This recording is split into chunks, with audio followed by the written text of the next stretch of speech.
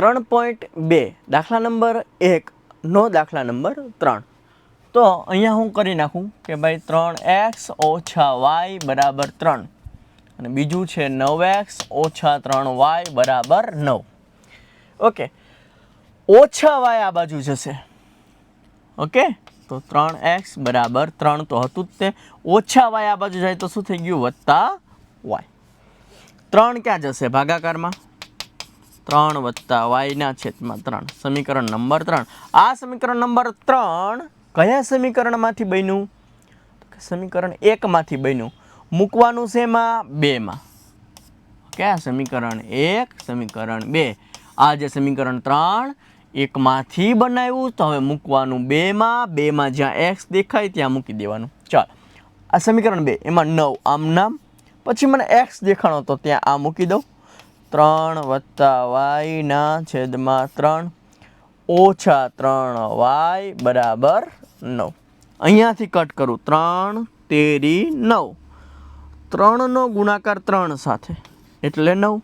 3 નો ગુણાકાર y સાથે એટલે 3y, પછી ઓછા 3y આમ નામ, 9 આમ નામ, ઓછા 3y વત્તા 3y ગયા તો તમને મળ્યું 9 બરાબર 9.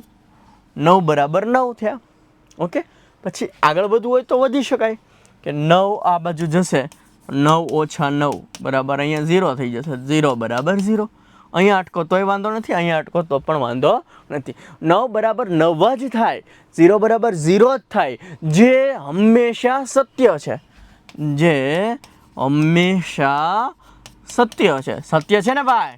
હે, 9 બરાબર 9 જ થાય, 0 બરાબર 0 જ થાય. હંમેશા સત્ય છે એટલે તમે કહી શકો કે આનો અનંત ઉકેલ મળે. કેવા ઉકેલ મળે? અનંત ઉકેલ મળે. જો કદાચ તમારો આવો જવાબ આવ્યો હોય, જો તમારો જવાબ એવો આવ્યો હોય કે કેવો જવાબ આવ્યો હોય કે 9 બરાબર 15, જે કોઈ દિવસ સત્ય છે નહીં. તમારો જવાબ જો એવો આવ્યો હોય કે 9 બરાબર 15 તો એ કોઈ દિવસ સત્ય છે નહીં, તો તમારે એવું લખવાનું કે ઉકેલ ન મળે. શું લખવાનું? ઉકેલ ન મળે. તો તમને જવાબ મળ્યો 9 બરાબર 9, 0 બરાબર 0. એનો મતલબ એ હંમેશા સત્ય છે એટલે ઉકેલ એટલે તમારો ઉકેલ અનંત ઉકેલ મળે. કેવો ઉકેલ મળે? અનંત ઉકેલ. પણ કદાચ આવું આવ્યું હોય 4 બરાબર 8, કોઈ દી સાચું છે, કોઈ દી સાચું નથી. જો એવો જવાબ આવ્યો હોય તો લખવાનું કે ઉકેલ ન મળે. અહીંયા ઉકેલ મળશે.